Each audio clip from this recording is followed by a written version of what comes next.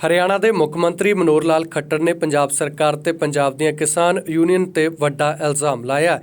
CM ਨੇ ਕਿਹਾ ਕਿ ਪੰਜਾਬ ਦੀਆਂ ਕਿਸਾਨ ਜਥੇਬੰਦੀਆਂ ਹੀ ਹਰਿਆਣਾ ਦਾ ਮਾਹੌਲ ਵਿਗਾੜ ਰਹੀਆਂ ਨੇ। ਉਹਨਾਂ ਨੇ ਕਿਹਾ ਕਿ ਇਸ ਪਿੱਛੇ ਪੰਜਾਬ ਦਾ ਹੀ ਹੱਥ ਹੈ। ਇਸ ਦੇ ਨਾਲ ਹੀ ਸੀਐਮ ਨੇ ਕਿਹਾ ਕਿ ਸਬੂਤ ਇਹ ਹੈ ਕਿ ਕਿਸਾਨ ਲੀਡਰ ਬਲਵੀਰ ਸਿੰਘ ਰਾਜੇਵਾਲ ਪੰਜਾਬ ਦੇ ਮੁੱਖ ਮੰਤਰੀ ਕੈਪਟਨ ਅਮਰਿੰਦਰ ਸਿੰਘ ਨੂੰ ਲੱਡੂ ਖਵਾ ਰਹੇ ਨੇ। ਉਹਨਾਂ ਦਾ ਇਸ਼ਾਰਾ ਸੀ ਕਿ ਕਾਂਗਰਸ ਦੀ ਸ਼ਹਿ ਤੇ ਪੰਜਾਬ ਦੀਆਂ ਕਿਸਾਨ ਯੂਨੀਅਨ ਖੇਤੀ ਕਾਨੂੰਨਾਂ ਦਾ ਵਿਰੋਧ ਕਰ ਰਹੀਆਂ ਨੇ। ਦਰਅਸਲ ਪਿਛਲੇ ਦਿਨੀ ਪੰਜਾਬ ਸਰਕਾਰ ਵੱਲੋਂ ਗੰਨੇ ਦੇ ਭਾਅ ਵਧਾਉਣ ਦੇ ਐਲਾਨ ਮਗਰੋਂ ਰਾਜੇਵਾਲ ਨੇ ਕੈਪਟਨ ਦਾ ਮੂੰਹ ਮਿੱਠਾ ਕਰਵਾਇਆ ਸੀ। ਖੱਟਰ ਨੇ ਇਸ ਨੂੰ ਹਰਿਆਣਾ ਵਿੱਚ ਕਿਸਾਨ ਅੰਦੋਲਨ ਨਾਲ ਜੋੜਦਿਆਂ ਕਿਹਾ ਕਿ ਹਰਿਆਣਾ ਵਿੱਚ ਜੋ ਵੀ ਕੁਝ ਹੋ ਰਿਹਾ ਉਹ ਪੰਜਾਬ ਵੱਲੋਂ ਹੀ ਕਰਵਾਇਆ ਜਾ ਰਿਹਾ। ਇਸ ਤੋਂ ਇਲਾਵਾ ਖੱਟਰ ਨੇ ਕਿਹਾ ਕਿ ਕਰਨਾਲ ਵਿੱਚ ਜੋ ਘਟਨਾ ਵਾਪਰੀ ਤੁਸੀਂ ਵੀਡੀਓ ਤੇ ਆਡੀਓ ਵੇਖੀ ਹੋਵੇਗੀ, ਮੈਂ ਵੀ ਵੇਖੀ ਹੈ। ਕਰਨਾਲ ਵਿੱਚ ਸਾਡੀ ਪਾਰਟੀ ਮੀਟਿੰਗ ਸੀ, ਪਰ ਇੱਕ ਦਿਨ ਪਹਿਲਾਂ ਕੁਝ ਲੋਕਾਂ ਨੇ ਯੋਜਨਾ ਬਣਾਈ ਕਿ ਪ੍ਰੋਗਰਾਮ ਹੈ ਜਿਹੜਾ ਉਹ ਨਹੀਂ ਹੋਣ ਦਿੱਤਾ ਜਾਵੇਗਾ।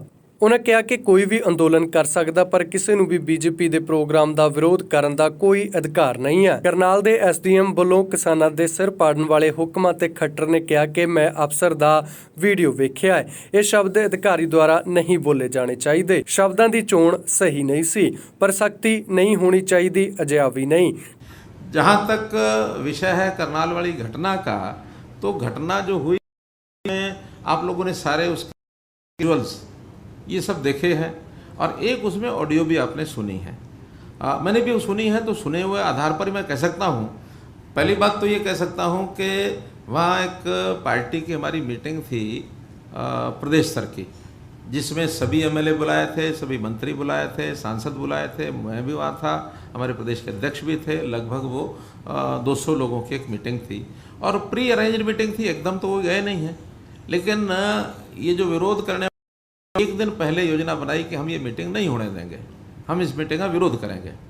पहली बात तो इसी में है कि हमारे देश में संवैधानिक तरीके से जो लोकतंत्र की व्यवस्था होनी चाहिए, वो लोकतंत्र की व्यवस्था सबको पालन करना चाहिए और प्रशासन को, शासन को उस लोकतंत्र की व्यवस्था को बहाल करना उनकी जिम्मेदारी होती है। तो आखिर कोई विरोध करेगा हमारी मीटिंग का, तो उसको क्या अधिकार है? कोई अधिकार नहीं है। बल्कि एक महीना भर पहले 2 जगह पर तो ये समझौता हुआ, यानी इन आंदोलनकारियों के और प्रशासन के बीच में। हम कहीं नहीं थे, लेकिन प्रशासन ने अपने तरीके से उनसे बातचीत करके एक रिटर्न का उनका एग्रीमेंट है कि हम अपना जो प्रदर्शन करेंगे वो लोकतांत्रिक तरीके से करेंगे। इसमें नारे बोलने की छूट उनको है, झंडी दिखाने, काली झंडी दिखाने की छूट है, लेकिन किसी का रास्ता रोकना या किसी के काम में व्यवधान डालना ये उसमें कहीं नहीं है। ये एक समझौता हो चुका था, उसके बाद भी लगातार कर ही रहे हैं 1-1.5 महीने से। इसके बाद ये घटना होना कि हम किसी को जाने नहीं देंगे, वहाँ हमारे प्रदेश अध्यक्ष को रोका गया, काले झंडे दिखाएं को नहीं रोकना। फिर बीच में सिरसा में घटना हुई जब डिप्टी स्पीकर की गाड़ी को तोड़ा गया। ये लोकतंत्र के विरोध में है। लोकतंत्र की सुरक्षा करना शासन, प्रशासन, गवर्नर सबका काम है। तो वहाँ पर सब आदेश दिए जाते हैं सुरक्षा एजेंसियों को भी, और जिनके जिम्मे काम होता है कि यहाँ कोई भी आदमी ना जाए, आना नहीं चाहिए, उसको हर तरीके से रोकना है। अब वो जो वीडियो ऑडियो सुनी है उसमें शब्दों का चयन उस अधिकारी का ठीक नहीं है। मतलब इसमें मानने में मुझे कोई गुरेज नहीं है कि सख्ती करना तो उनका काम है, लेकिन शब्दों का चयन संभल के करना चाहिए। और जब लॉ एंड ऑर्डर को मेंटेन करने के लिए फोर्सेस काम करती हैं तो क्या क्या नहीं होता है, सारी सख्ती प्रयोग की जाती है। मैं ही कह रहा हूँ कि उनको ये शब्द नहीं बोलने चाहिए थे, लेकिन सख्ती नहीं बरतनी चाहिए थी, ये तो नहीं है। सख्ती तो लोकतंत्र को मेंटेन करने के लिए करनी चाहिए थी। अब आप यहाँ आए हैं, अगर आपको किसी को कोई आपको सुरक्षित यहाँ पहुँचने ना देता तो आप ही कहते कि मेरा अधिकार आने का, क्यों नहीं आने दिया गया। आज जो कॉल दी गई है, आप लोगों ने मुझे बुलाया, मैं यहाँ आया, ना आपका इसमें रोल ना मेरा रोल, लेकिन कोई ये कहे कि नहीं तो हम तो व्यवधान डालेंगे, मुख्यमंत्री को वहाँ नहीं जाने देंगे। क्या इसको आप ठीक मानते हैं? नहीं ना मानते। उसमें दोष ना आपका ना मेरा है। फिर भी आप मेरे से पूछ रहे हैं कि कितना कठिन होकर आना पड़ा। तो ये तो उनको समझाना पड़ेगा कि लोकतांत्रिक तरीके से चलें। कोई बहुत बड़ा लाभ इस आंदोलन को इस प्रकार से चलाने का उनका नहीं हो रहा। ये मैं उनको चेतावनी दे रहा हूँ कि उनको लाभ नहीं हो रहा, उनको नुकसान हो रहा है, समाज उनके खिलाफ खड़ा हो रहा है। बहुत बड़ी संख्या नहीं है। आप जो जनमत लोकमत की बात करते हैं, मुझे भी पता है जनमत का कि कल से मुझे जो फ़ोन आ रहे हैं कि इनको सख्ती से निपटो। अब हम चाहते हैं नहीं, वो हमारे अपने लोग हैं। अपने लोग भी जब बिगड़ जाए, घर में बालक होता है वो भी तो घर का होने के बाद भी बिगड़ जाता है कई बार। तो कोई घर का जो बड़ा होता है वो उस बालक को एक सीमा में तो उसके साथ व्यवहार किया जाता है ना।